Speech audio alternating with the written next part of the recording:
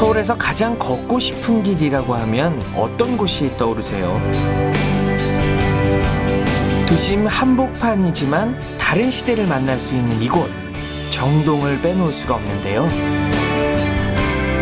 고풍스러운 멋과 역사의 흔적을 간직한 길, 외국인들과의 교류가 활발했었던 개화기의 정동. 당시의 건축물들은 중요한 문화유산이 되어 오늘날까지 남아있습니다. 조선이 겪었던 미중의 두 번의 국난, 대표적인 게 임진왜란과 아마 을미사변 이후의 역사의 전개라고 볼 수 있을 텐데, 그 두 현장의 중심이었다는 측면에서 근대뿐만 아니라 조선의 역사도 굉장히 중요하고요. 우리나라 근현대 역사의 아주 중심적인 현장이었기 때문에 서울 시내에서 정동 이상의 그 중요한 곳을 찾으라고 하면 아마 찾기 힘들 정도로 굉장히 중요한 곳입니다. 정동에는 100년 전 서울의 풍경이 남아 있습니다.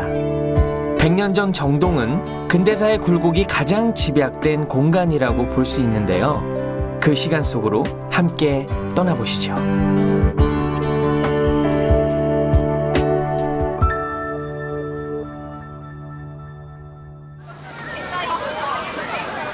정동길의 오후, 따뜻한 날씨를 쫓아 산책하는, 어디론가 바쁘게 일하러 가는 사람들. 이곳은 늘 사람들로 붐빕니다. 혹시 이 길에서 뭔가 다른 것을 만날 수 있기에 사람들이 몰리는 것은 아닐까요? 최근 근대 문화유산에 대한 관심들이 높아지면서 이 정동길을 찾고 있는 사람들이 늘고 있다고 하는데요. 정동처럼 이렇게 한국 근대사를 압축적으로 구경할 수 있는 장소가 많지 않은 것 같습니다. 일상적으로 지나치는 이런 공간들 속에 역사의 흔적들이 있다라고 생각을 한다면 조금 다르게 바라볼 수 있을 것 같은데, 지금부터 정동길을 걸으면서 선조들이 걸어왔던 근대의 길을 한번 느껴보려고 합니다. 정동은 서울 중구에 위치해 있으며 신문로, 태평로, 서서문에 둘러싸인 지역인데요. 오늘날의 그 정동의 유래와 관련해서 두 가지 아마 역사적 층위를 가지고 있다고 할 수가 있을 텐데요. 먼저 정동이라는 이름 자체는 그 신덕왕후의 그 능이 있었기 때문에 지어진 이름이죠. 그래서 사실 이름과 관련해서는 조선 초기의 역사랑 관련이 있는 거고요. 그다음에 근대 역사에서 보면은 개항 이후에 서양의 그 외국 공사관들이 위치하게 되면서 외교타운 정동, 그로 이어서 선교타원의 등등의 역사로 이어지기 때문에 사실은 정동의 정체성은 조선의 초에서 시작돼서 근대 그리고 오늘의 얘기까지 쭉 지속성을 가지고 있다고 할 수가 있겠습니다. 지금은 건물들로만 흔적이 남아있지만 개화기의 정동에는 어떤 이야기들이 숨어 있을까요? 이 정동 지역의 출발을 어디로 볼 수 있을까요? 아무래도 사람들이 가장 많이 알고 있는 덕수궁 돌담길이 아닐까 싶은데요. 조선시대부터 사람들이 가장 많이 모이던 장소 중 하나였던 대한문을 지나서 덕수궁 돌담길을 걷다 보면 제일 처음 이 정동교회를 만나게 됩니다. 정동교회는 그래서 이 정동 지역의 출발일 수 있다고 생각이 되는데요. 지금부터 정동교회 안으로 들어가 보시겠습니다. 정동 제1교회는 명동성당과 함께 유럽풍 건축 양식이 한국에 자리 잡게 했던 대표적 건물입니다. 웅장한 고딕과 달리 소박하고 단순함을 추구했으며 위압감 없이 신실한 마음 담아내는 담백한 스타일이 눈에 띄는데요. 이 건물의 창틀을 보면 당시의 건축 양식을 알 수 있습니다. 뾰족한 아치를 바탕으로 짜놓은 창틀에 그 특징이 잘 드러나 있는데요. 이 정동교회는 빅토리안 고딕 양식으로 지어졌다고 합니다. 원래 고딕 양식이라고 하면 건물을 굉장히 높고 뾰족하게 짓는 게 특징인데 정동교회는 그렇게 높고 위압적인 느낌을 주지는 않는 것 같습니다. 창문과 첨탑에 그런 고딕 양식의 느낌들이 남아있기는 한데 여전히 굉장히 작은 스케일로 이 정동 지역 안에 잘 녹아드는 건물로 만들어져 있는 것 같습니다. 이 정동교회 내부가 궁금해지는데요. 안으로 함께 들어가 보시겠습니다. 교회 안으로 들어가는 길에도 작은 돌계단을 지나게 만든 특별한 손길을 찾아볼 수 있습니다. 안으로 들어오니 교회의 장엄한 분위기가 느껴집니다. 건물 양옆으로 빛이 들어오는 창문의 모양이 특히 눈길을 끄는데요. 건물 밖에서 볼 때와 조금 다른 부분이 있습니다. 밖에서 보면 벽돌로 만들어져 있는데 실제로는 구조를 지탱하고 있는 부분이 목조 건물이에요. 그래서 안쪽으로 들어와 보면 이 창문 역시 목조로 되어 있는 거를 볼 수가 있습니다. 고딕 양식에서는 창문을 첨두 아치라고 하는 뾰족한 아치의 형태로 표현을 하는데 그게 이렇게 목조로 만들어져 있는 모습이 상당히 이색적인 것 같습니다. 중앙의 화려한 교회의 제단 역시 눈길을 끕니다. 오래되었지만 세심하게 나무로 만들어져서 엄숙하고도 무거운 분위기를 보여주는데요. 제단은 내부 전면에 사각의 형태로 외부에 약간 돌출되어 있고 내부의 반원형 아치는 전통 고딕 양식을 띠고 있습니다. 정동교회가 설립되는 그 역사에 관해서 간단하게 좀 설명을 해주시면 좋을 것 같습니다. 네, 1885년이 첫 저희 기독교 선교사가 한국에 오신 날로 저희들이 다 기억하고 있습니다. 그래서 아펜젤로 목사님이 도착을 하셔서 지금 현재의 정동에 오셔가지고 그 외국인 분들을 상대로 하셔서 주일마다 예배를 드리셨는데 기록에 의하면 1885년 10월 9일 주일날 7분이 성찬 예배를 드리신 걸로 기록이 되어 있습니다. 네. 그래서 정동교회에서는 그 날을 저희 우리나라의 첫 예배로서 교회가 형성된 걸로 저희가 기념을 하고 있습니다. 1885년 부활절에 한국 땅을 밟은 선교사 아펜젤러는 조선의 천주교 박해에 대해 잘 알고 있었기에 교육을 통해 먼저 다가가려 했습니다. 상시 처음 경험하는 낯선 문화로 인한 에피소드들도 전해지는데요. 초창기에는 남녀가 유별해서 남자는 이쪽에서 예배드리고 그거 끝나면 또 여자 모인데 가서 또 예배드리고 하다 보니까 그 예배드리는데 너무 이제 힘들고 이게 같이 모여서 예배를 드릴 수 있는 공간이 이제 필요로 한 겁니다. 그래서 아펜젤로 목사님께서 미국 본토에다가 새로운 교회를 필요로 하는 것을 제기를 하셔가지고 승인을 받으셔서 현재 지금 이 베델 예배당이 위치한 여기에서 1895년에 착공을 했습니다. 그래서 그때 당시에 이 예배당은 우리나라 최초의 서양식 예배당이 되겠고 고딕 양식이라고 합니다. 그래서 그때 세워질 당시에는 장안에 아주 명물이 돼서 이 예배당을 구경하러 오는 인파들이 꽤 많았었다고 하고요. 건립 당시의 예배당 규모는 길이 70자, 너비 40자, 높이 25자, 115평이었습니다. 지붕은 함석으로 꾸몄고 사방으로 유리창을 내어 자연 채광을 하였습니다. 2년 반에 걸친 공사 끝에 세워진 벽돌 예배당은 단연 장안의 화제거리였습니다.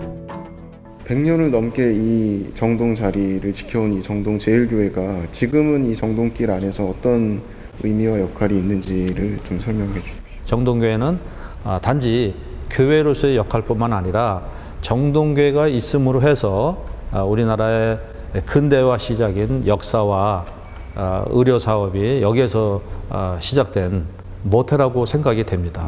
그래서 정동교회를 방문하는 이유가 그런 뜻에서 많은 분들이 방문한다고 보여집니다. 유서 깊은 교회 건물은 6.25 전쟁 때 일부 파괴되었으나 최근에 다시 원형대로 복원되었습니다. 기본은 고딕 양식을 갖추고 있지만 독특한 매력을 보여주고 있습니다. 밝으면서도 겸손하고 소박하면서도 화사한 멋을 갖추고 있습니다. 밖에서 봤을 때는 벽돌 건물이어서 굉장히 딱딱할 거라고 생각이 되는데 실제로 안에 들어와 보면 굉장히 오래된 시간의 흔적이 남아있는 나무들로 이 교회 예배당 내부의 분위기들이 만들어져 있는 것 같습니다. 그래서 굉장히 따뜻하고 그래서 오래 앉아 있어도 뭔가 편안한 그런 느낌들이 만들어지고 있지 않나 생각이 됩니다. 정동교회에서 조금만 길을 따라 걷다 보면 또 하나의 옛 건물을 마주치게 되는데요.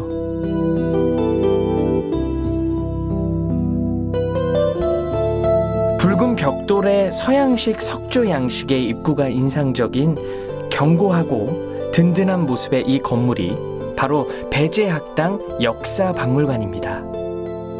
지붕 위에 지어져 있는 작은 창문들이 가장 먼저 눈에 들어오는데요. 배제학당은 1916년에 완공이 되었다고 합니다. 거의 100년이 가까운 시간 동안 서 있었던 만큼 굉장히 고풍스러운 모습을 자랑을 하고 있는데 당시에 르네상스 스타일로 지어졌다고 해요. 이 건물의 가장 특징적인 부분은 입구 부분인데 도리아 스타일의 기둥이 받치고 있는 이 페디먼트가 앞으로 돌출되어 있습니다. 이 기둥이 받치고 있는 페디먼트가 그대로 건물의 지붕 위로 올라가서 3개의 측창으로 반복되고 있는 모습이 가장 이 건물의 특징적인 부분이라고 할 수 있을 것 같습니다.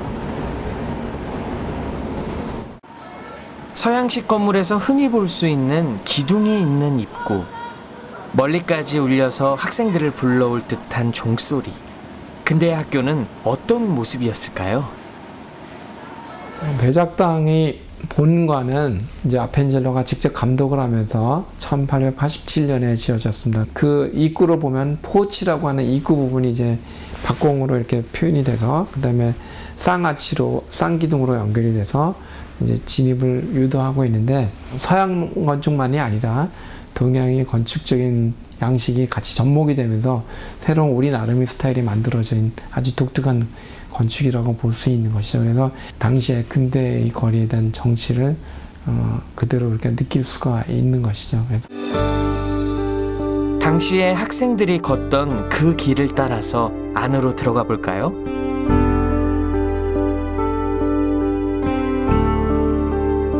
배제학당은 근대화의 역사를 간직하고 있는 건물을 보존하고 한국 근대 교육문화 등을 접할 수 있도록 지금까지 역사박물관으로서의 역할을 하고 있는데요. 초기에 아펜젤러로부터 시작된 그 전인교육을 근간으로 해서 토론 중심의 교육, 그 다음에 또 영어를 중심으로 근간의 교육, 이런 것들이 이전에 가졌던 세계관과는 전혀 다른 새로운 세계가 열리고 새로운 세상을 접하게 된 거라고 볼 수 있습니다. 배제학당은 일본인 요시자와 씨가 설계하고 당대의 건축가 심의석이 시공을 맡았습니다. 처음에는 방 2칸을 헐어 만든 교실에서 2명의 학생을 가르친 것이 그 시작이었습니다. 고종께서 직접 배제학당의 이름을 지어주셔서 오늘날까지 그 이름이 전해지게 되었는데요. 배제학당이라는 학교명을 직접 지어주셨는데요. 그 증표로서 학교에 하사하신 그런 현판입니다. 그래서 그 배제학당의 뜻은 유용한 인재를 기르고 배우는 집이라는 뜻을 가지고 있고요. 그리고 그 당시에 유명한 명필가였던 정학교 선생님께서 직접 현판을 써주셨다고 합니다. 김소월, 주시경, 나도양과 같은 우리 근대사에서 빼놓을 수 없는 인물들이 이런 근대 교육의 열기 속에서 등장하게 되었습니다. 이분들이 시대의 지식인으로서 흔들리지 않고 자신의 길을 걸어 역사에 이름을 남긴 데에는 교육의 힘이 컸다고 할 수 있겠죠. 박물관은 배제학당 동간 건물을 그대로 사용하고 있어 규모가 그리 크진 않지만 1, 2층에 남아있는 유물들은 당시의 모습을 짐작하게 합니다. 배제학당에는 또 하나의 자랑거리가 있습니다. 피아노는 국내에 현존하는 가장 오래된 연주회용 피아노로서 그 설립자 아펜젤러의 아들인 헨리 다츠 아펜젤러가 직접 가져온 연주회용 피아노입니다. 그래서 그 당시에 배제학당 학생이었던 한동일 그리고 백건우 선생님께서 직접 이 피아노를 치시면서 그 피아니스트의 꿈을 키웠다고 합니다. 이 피아노 자체는 1911년경에 제작된 독일 브리트너사에서 제작된 피아노로 알려져 있고요. 이 유물의 가치를 평가받아서 2011년도에 문화재청에서 그 등록문화재로 지정이 되었습니다. 그래서 국내에서 현존하는 가장 오래된 피아노로서 그 유물의 의미를 찾을 수 있겠습니다. 전시관의 사진들을 보면 선교사들의 눈에 비친 한국의 자연 풍광과 가옥, 한국인의 일상이나 한국 여인에 대한 단상, 한국어 발전에 대한 강한 집념 등을 엿볼 수 있습니다.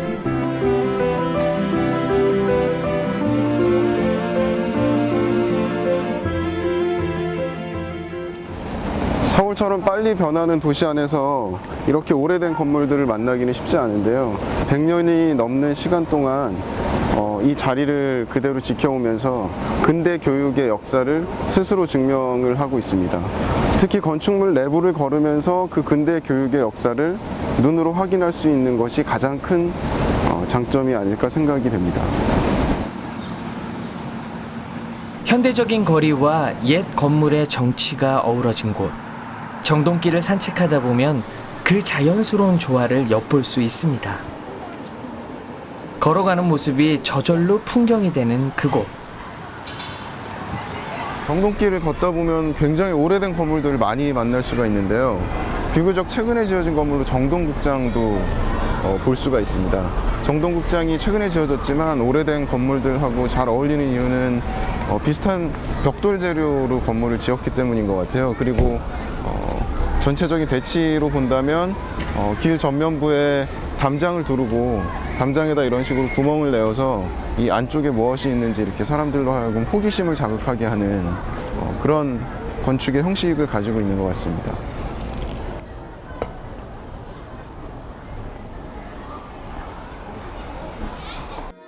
그리고 때때로 예상치 못한 초대도 받게 됩니다. 점심시간에 깜짝 이벤트, 숲 콘서트인데요. 잠시 들어볼까요?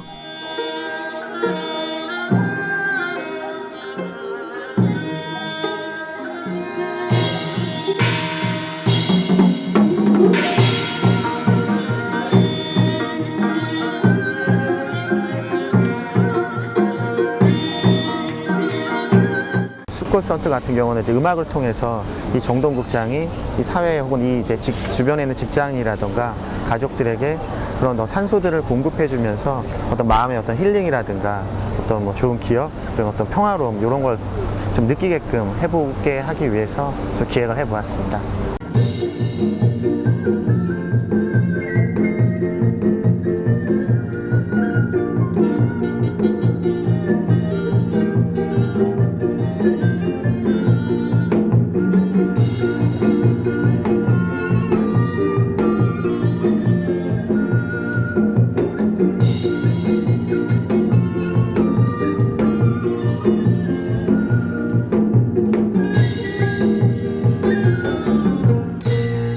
우리 전통 가락으로 듣는 팝 음악은 어떨까요? 점심 먹고 회사 근처 지나가다가 노랫소리 들려서 왔는데 계속 들어보니까 마음이 뭔가 편안해지는 느낌을 많이 받았던 것 같아요. 국악이라고 해서 예전처럼 너무 막 오래된 그런 음악이 아니라 크로스오브 장르로 이게 뭐 아까 보니까 드럼 같은 것도 같이 나오고 해서 좀 역동적이고 활동적인 게 참 좋은 것 같아요. 음악회가 끝나고 한쪽 계단을 따라 내려가 보았는데요. 내려가면서 여러 가지 눈에 들어오는 것들을 발견하는 재미가 있습니다. 건물의 모든 층이 한눈에 보이는 풍경, 맨 아래쪽에는 무엇이 있을까요? 정동극장에서 최근 주목받는 공간이 있습니다. 창호 한지로 개폐형 벽을 만들어 실내에 자연광을 들게 한 이곳은 한옥의 앞마당을 건물 안에 구현하여 한국적 실내 공간으로 선정되기도 했습니다. 옛날 한옥의 문 구조를 살펴보면 건축적인 의미를 찾아볼 수 있는데요. 우리 선조들은 집을 지을 때 이런 식으로 나무를 이용해서 지었죠. 나무와 그다음에 종이를 이용해서 지었는데 그러다 보니까 집을 가구처럼 다루게 됩니다. 나무를 깎아서 서로 끼워 맞추는 방식으로 집을 짓게 되는 것인데요. 그래서 굉장히 섬세한 어떤 그 건축의 느낌들을 발견을 할 수가 있고, 재료적인 차원에서도 종이와 나무 같은 것들을 쓰기 때문에 굉장히 따뜻한 느낌을 갖는 것이 한국적인 공간의 특성이 아닌가 생각합니다. 극장 안에는 또 다른 볼거리가 있는데요.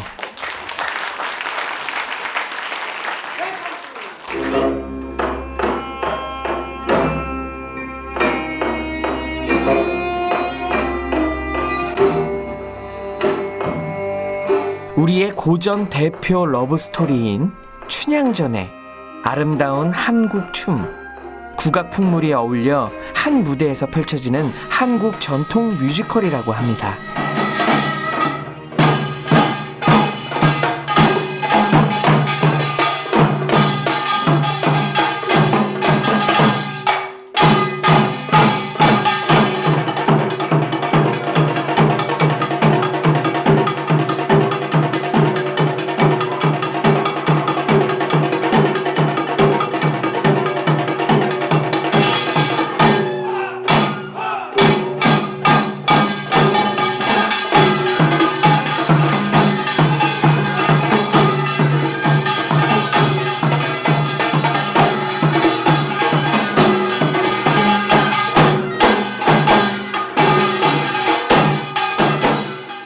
다른 국악 공연과 다르게 가무악이 노래와 춤과 연주가 기악 연주가 이렇게 함께 곁들여 있어서 전혀 지루하지 않고요. 그리고 또 중간중간에 이렇게 팡굿이라는 사물놀이도 있고 해서요. 예, 흥겹게 관람하실 수 있습니다. 객석하고 무대가 되게 거리가 가까워요. 그래서 이렇게 객석에 계신 분들의 표정이 하나하나 다 보이거든요. 그럴 때 이제 저희가 그 표정을 보고 같이 느꼈을 때, 같이 호흡하고 있다는 그런 느낌을 받을 때 굉장히 즐겁습니다.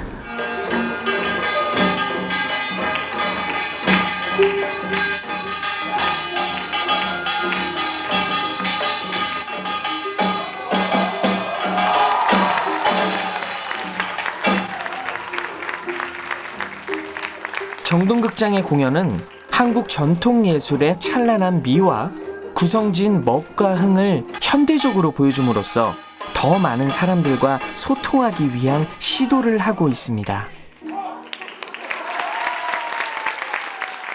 한국의 이런 문화들이 오랜 시간 동안 지속되어 온 것처럼 이 정동 안에 있는 정동극장도 그 오랜 시간 동안 이 자리를 지켜오면서 이 공간을 만들어 왔던 것 같습니다. 그래서 이렇게 오래된 시간의 흔적들이 묻어있는 공간 속에서 우리의 전통적인 그 문화들을 접할 수 있는 기회가 이 정동극장 안에서 경험할 수 있는 소중한 추억들인 것 같습니다.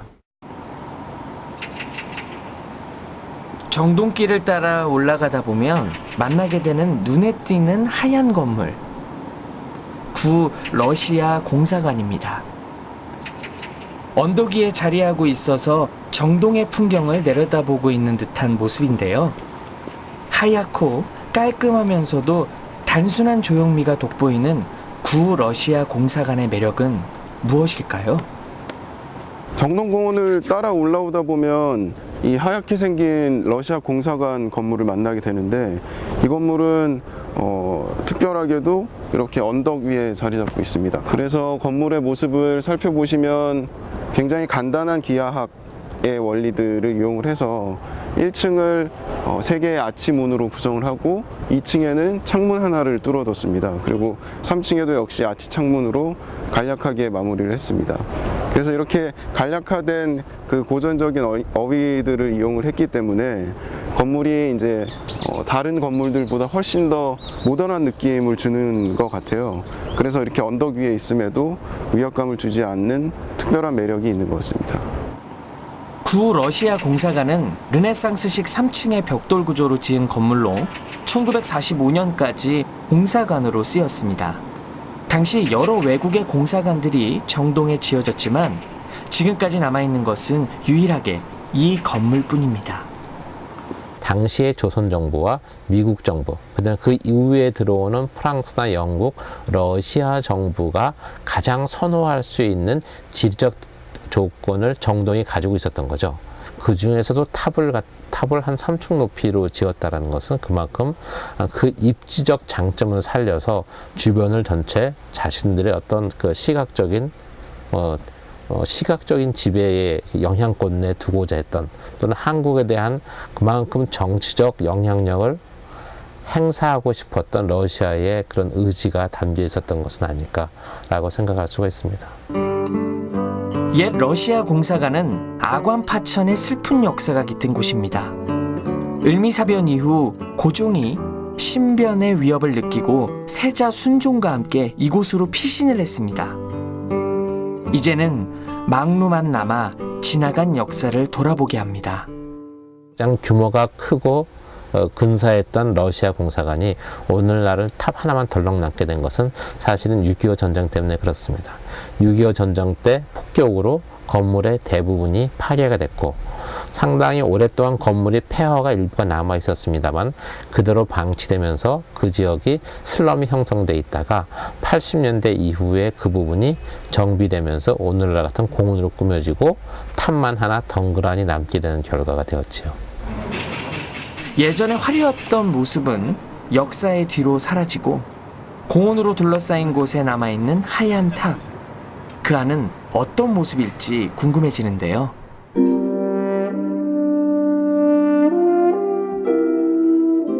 하얀 벽과 옅은 푸른빛의 문, 그리고 길다란 천장을 향해 이어진 나무 계단. 탑의 내부는 예상보다 훨씬 단아하고 깔끔한 모습으로 보존되어 있었습니다. 구 러시아 공사관 망루 건물은 원래 본관 건물과 함께 있다가 이제 혼자 남게 되었습니다. 러시아 공사관의 본관이었던 터가 지금 밖에 남아 있는데, 그 남아 있는 터와 무성한 잡초들이 건물을 더 외로운 모습으로 만들고 있는 것 같습니다. 거기에 더해서 르네상스 건축 양식의 단정하고 간결한 모습들이 말없이 서 있는 구 러시아 공사관의 건물의 외로움을 더하고 있는 것 같습니다. 근대 격변의 시대를 지나오면서 살아남은 작은 탑. 이곳에서 울고 웃었던 선조들의 일상을 가만히 떠올려보게 하는 길입니다. 정동에서 흔히 볼 수 있는 붉은 벽돌의 건물들. 정동길을 걷다 보면 정말 이국적인 건물들을 굉장히 많이 만나게 되는데요. 그 중에서도 로마네스크 양식으로 지어졌다고 하는 이 성공의 서울 주교자 성당은 단연 돋보이는 건물인 것 같습니다. 서양에서 온 로마네스크지만 이 건물에는 한국적인 어떤 아름다움이 있는 특별한 매력이 있다고 하는데, 어떤 것인지 들어가서 한번 확인해 보시겠습니다. 정동길 한편에서 고풍스러운 멋을 간직하고 있는 이 건물은 이곳에서도 특히 건축적으로 주목받고 있는데요. 11세기 신성 로마 제국 때 서유럽 등지에서 유행했던 로마네스크 양식의 동양적인 느낌을 준 것이 독특하다는 평가를 받고 있습니다. 특히 인상적인 것은 창문인데요. 둥근 아치형으로 만들어진 창틀이 건물 전체에 이어지면서 역동적인 분위기를 보여줍니다. 성공의 대성당 서울 주교자 성당은 로마네스크 양식으로 지어져 있다고 합니다. 대표적인 특징은 반원형 아치 창이 리듬감 있게 반복되는 모습하고, 그다음에 붉은색 기와를 얹어가지고 지붕을 마감한 형식인데요. 이 형식은 서양에서 왔음에도 불구하고 서양 어디에서도 볼 수 없는 형식이기도 합니다. 왜냐하면 한국에 지어지는 와중에 한국적인 기와를 섞어 썼기 때문입니다. 그래서 외국에서는 이런 류의 로마네스크 양식의 건물을 찾아볼 수가 없는 아주 희귀한 건물인 거죠. 그래서 더욱더 중요한 가치가 있는 것 같고요. 고딕 양식하고는 다르게 굉장히 주변의 건물 스케일에 이렇게 녹아드는 아담한 사이즈의 성당으로 만들어져 있기 때문에 위압감을 주지 않고 굉장히 편안한 느낌을 주는 성당입니다. 성당 내부가 궁금해지는데 안으로 한번 들어가 보시겠습니다. 장엄한 분위기 속에 눈에 띄는 것은 계속 이어져 있는 아치형의 기둥입니다. 높은 천정과 조명이 어울려 이국적인 멋을 더해줍니다.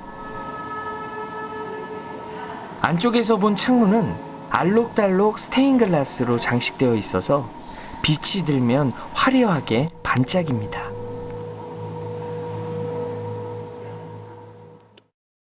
우리나라에 그 기독교가 전래된 것이 한 120년 전인데요. 성공회는 영국에서 선교가 됐습니다. 1890년 우리나라에 처음 들어왔고요. 1891년에 이곳 정동의 그 초대 선교사 찰스 존 콜프 주교가 부지를 마련하고 그때는 한옥성당으로 사용을 하다가 한동안 한옥성당에서 예배를 드리다가 1923년도에 이 교회 건축을 시작하게 되었습니다. 1890년 인천을 통해 서울로도 전파된 선공회의 초대 주교인 존 코프 신부는 영국 공사관 근처에 건물을 구입해 장림성당이라 이름 지었습니다.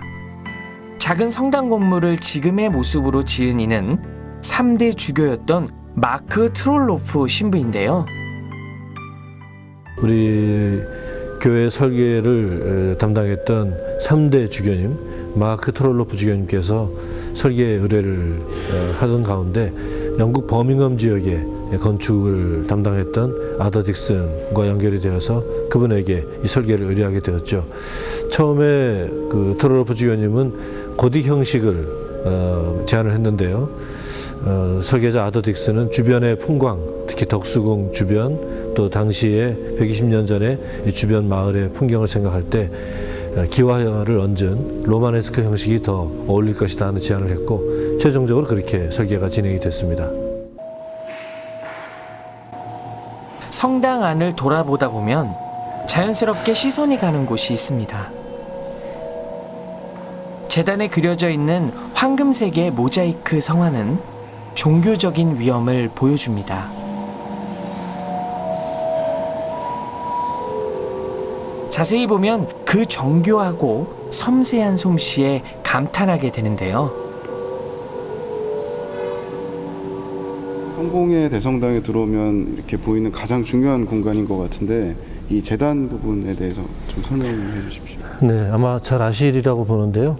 예수 그리스도가 마지막에 제자들과 나눴던 최후의 만찬을 저희는 이제 교회 용어로 성만찬 또는 성찬예, 성례전 그러는데 그 성만찬, 최후의 만찬을 재현하는 예배가 이곳에서 거행이 되기 때문에 저희 교회에서는 가장 중요한 장소라고 볼 수 있죠.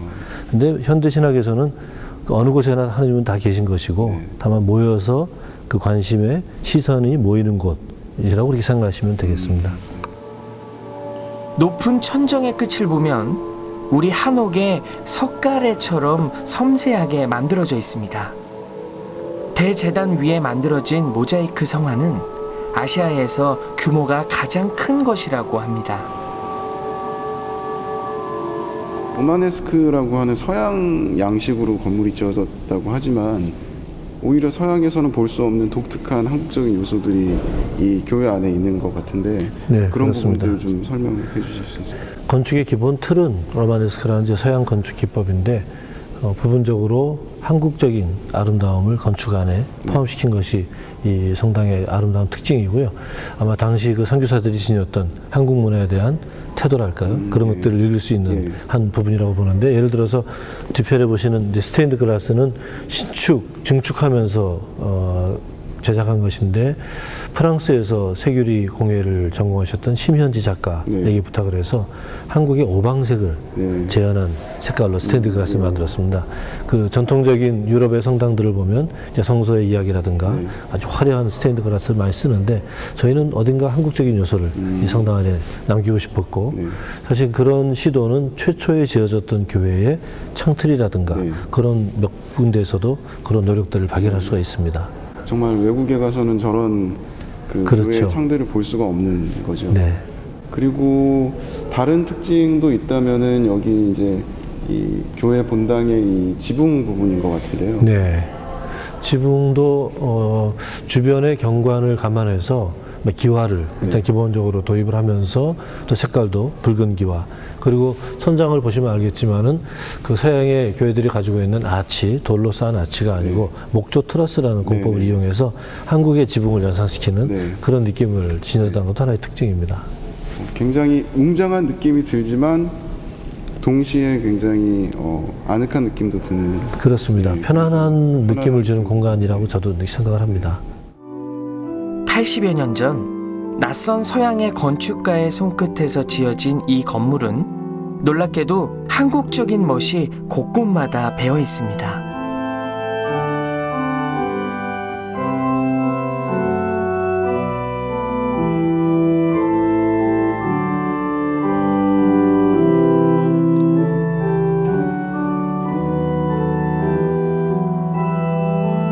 먼 나라에 와서 종교를 전파하고 사람들과 소통하기를 원했던 그 시절의 사람들의 일상과 흔적들이 바로 이곳에 머물러 있습니다.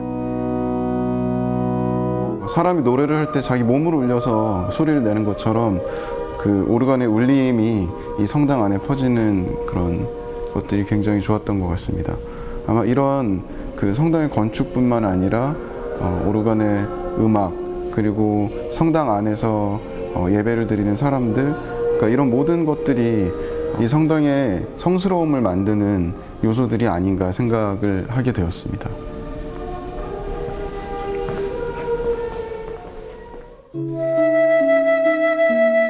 길을 걷다가 돌담을 마주친 적이 있으세요? 이제는 흔히 볼 수 없는 풍경이지만 정동에서는 이렇게 정감 어린 돌담을 만날 수가 있습니다. 정동은 덕수궁 돌담길로 굉장히 유명한데요. 여기 이화여고 담장도 돌담으로 되어 있습니다. 여기는 특징적이게 돌을 그렇게 생긴 그대로 황토를 채워가지고 쌓은 게 특징인데 그것이 굉장히 정겹고 한국적인 느낌들을 내는 것 같습니다. 돌담의 끝에서 만난 학교. 촘촘하게 벽돌로 쌓아 올린 견고하고도 단단해 보이는 건물인데요. 1915년에 지어진 이화여고 심슨 기념관은 우리나라 근대 여성교육의 발상지라 할 수 있으며 이 교정에서 가장 오래된 건물입니다. 정동 하면은 역시 이제 빨간색 오래된 벽돌로 지어진 건물들이 그 정동의 분위기를 만들고 있는 것 같은데 지금 심슨 기념관도 적벽돌로 된 오래된 건물입니다. 전체 3층 구조로 되어 있고 3층의 꼭대기는 박공지붕으로 복원이 되어 있기 때문에 꼭대기 처마 부분에 저렇게 나무 트러스가 끝까지 노출되어 있는 모습을 볼 수가 있습니다. 오래된 벽돌 건물들의 특징 중에 하나는 이 벽돌을 쌓을 때 그 중간에 들어가는 시멘트 모르타르의 두께가 굉장히 얇고 도톰하게 되어 있다는 게 특징인데 동시에 심슨 기념관 같은 경우에 그 창문 위에 저 아치로 쌓은 벽돌 부분에 키스톤을 화강석으로 처리를 한 것이 특징입니다. 그래서 그런 화강석과 벽돌이 반복되는 창문이 그 전면에 반복되는 것이 이 건물의 가장 중요한 특징이고 가장 인상적인 부분이라고 할 수 있겠습니다. 이화여고는 2006년 심슨 기념관에 박물관을 열었습니다. 박물관에는 동문들이 기증한 유물과 함께 다양한 자료가 전시되어 있습니다. 개화기를 살아가는 여성들은 어떤 모습이었을까요? 서양 문물이 들어오면서 이곳에서 새로운 교육을 받고 사회에 나가서 활동하는 길을 걸어왔을 텐데요. 심슨 기념관 이 건물의 역사랑 그다음에 이 건물의 특징 이런 것들을 좀 간단하게 설명을 해주십시오. 네, 심슨 기념관은 1910년대에 이르러서 학생들의 인원이 늘어남에 따라서 당시 학당장이셨던 프라이 선생님께서 부지를 매입하셨고요. 또 컬럼비아 리버지에라는 홀브룩이라는 사람이 죽은 사라 심슨이라는 동생을 기리기 위해서 기부를 하셨다고 합니다. 기금을. 그러면서 이 건물이 심슨 기념관이 되었습니다. 네. 그리고 이 건물은 이제 1915년도에 완공이 되었고요. 또 1922년도에 더 증축을 함에 따라서 T자 구조로 지금 네. 되어 있는 구조입니다.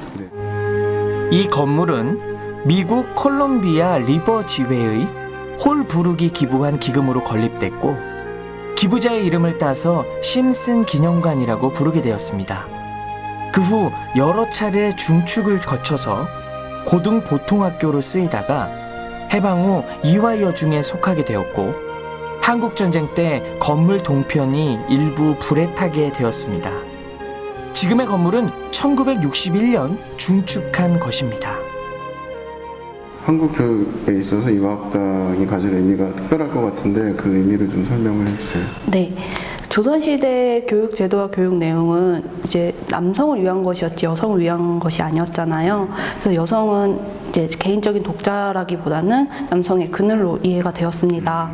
그런데 128년 전 이제 이화가 시작을 함으로써 지금과 같은 이제 현대 여성들이 자유롭게 공부를 할 수 있게 되었고 또 그 이화를 졸업하신 분들의 그런 역사를 되새겨 봄으로써 우리 대한민국 여성들이 사회 진출하게 되었던 역사 또한 되새겨 볼 수 있는 네, 그런 계기가 될 것 같습니다. 네. 복도에는 그 시절의 흔적이 남아 있습니다. 과거 속으로 들어온 듯한 교실. 새로운 문물이 활발하게 밀려오던 근대에 여성들도 남성들처럼 당당히 이 교실, 이 책상에서 배움을 얻게 되었던 시절이 있었습니다. 이 교실에서 또 한 가지 눈길을 끄는 것은 아주 오래되어 낡아 보이는 창문인데요. 요즘에는 이런 창문들을 보기가 힘든데 위로 여닫을 수 있는 창의 형태와 그다음에 오래된 이런 나무들의 느낌 이런 것들이 오래된 석조 건물의 형식과 어우러져서 굉장히 이색적인 느낌들을 내고 있는 것 같습니다. 그 시절 여성들은 교육을 통해서 창 너머로 무엇을 바라보았을까요? 더 큰 세상으로 나아가기 위한 꿈이 있는 교실. 세월이 흘러서 시대가 변했지만 미래를 향한 소망은 모두 똑같지 않았을까요? 모든 것이 빠르게 돌아가는 속도의 시대이지만 잠시만 숨을 멈춰보면 우리에게 이야기를 걸어오는 것들을 발견할 수가 있습니다. 도심 속의 바쁜 일상에 지쳐있을 때 정동길을 한번 찾아보면 어떨까요? 정동에는 돌담도 있고 선조들의 흔적도 있고 푸른 나무도 있습니다. 우리가 한 걸음 더 다가가면 역사 속의 격변기에 근대 선조들이 걸었던 길을 함께 걸을 수 있습니다. 그 길을 걸으면서 일상 속에서 발견하지 못한 숨겨진 보물들을 발견할 수 있을 거라고 생각합니다. 근대 격동의 시기를 살아온 선조들이 걸어온 그 길은 오늘 우리의 일상이 되어 풍경으로 머물고 있습니다. 선조들이 웃음과 눈물로 보낸 시간들이 오래되고 낡은 건물 속 어디엔가 보일 것 같은데요. 오늘날 이 길을 걷고 있는 우리들은 정동길에 어떤 것들을 남기게 될까요? 가만히 이 길의 끝에서 생각해 봅니다.